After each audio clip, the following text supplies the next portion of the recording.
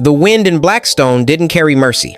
Fred Dalton and Johnny Reed rode in through a haze of dust, saddlebags clinking with iron cuffs and Colt revolvers. They came chasing a bounty on Jack Logan, but what they found was far bloodier. A family Clayton slaughtered outside their homestead. Fred, grizzled and gray-eyed, sniffed something foul in the air. Johnny, younger and raw with temper, didn't hide his disgust. The sheriff, Amos Tate, called it bandits, but Fred's gut said otherwise. Then came the whispers. Landowners dying, widows packing, rail stakes driven into fresh graves. Steve Rogers, the town's smiling businessman, claimed progress, but Fred saw vultures, not visionaries. They met Elizabeth Forrest next, a rancher's daughter with fire in her eyes and a rifle across her back. She sparked something in Johnny he hadn't felt in years, the idea of staying, of building something. But that hope was as fleeting as a desert storm. The Lassiter brothers struck one moonless night. When the smoke cleared, the Forrest homestead was ash, and Elizabeth was gone. Johnny didn't cry. He saddled up, loaded every round he owned, and vowed blood. Meanwhile, Clara Rogers watched from the window of her lavish home. She'd married a devil, and now she feared she'd given birth to one too.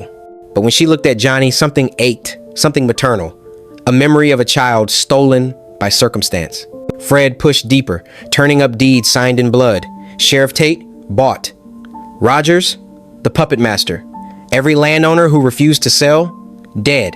When Judge Bright arrived to audit the violence, Fred and Johnny had just enough proof to stall him. But stalling meant war. The final shootout came at the old copper mine. Dust swirled. Gunfire cracked. Fred took down one Lassiter. Johnny gunned down the other, bullets fueled by heartbreak. Tate tried to flee. Fred put him down like a dog. And then Rogers appeared, pistol aimed at Johnny. But it wasn't Fred who fired. It was Clara. She stepped from the shadows, hand trembling. Her eyes were wet. "I gave up my son," she whispered, "but I won't lose him again." The bullet struck Steve Rogers dead. So did Clara's heart. Moments later, as she fell beside him, the truth never fully spoken. Johnny stood silent. Fred placed a hand on his shoulder. "We don't always get the answers we want," he said. "Just the justice we can grab." They buried Clara beneath a lone cottonwood.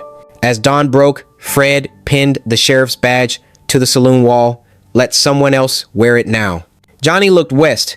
His future lay in the dust, but he carried more than vengeance now. He carried love, loss, and maybe the chance to be more than a drifter. Together, they rode out. The wind howled behind them. But in Blackstone, for the first time in years, it didn't smell like death.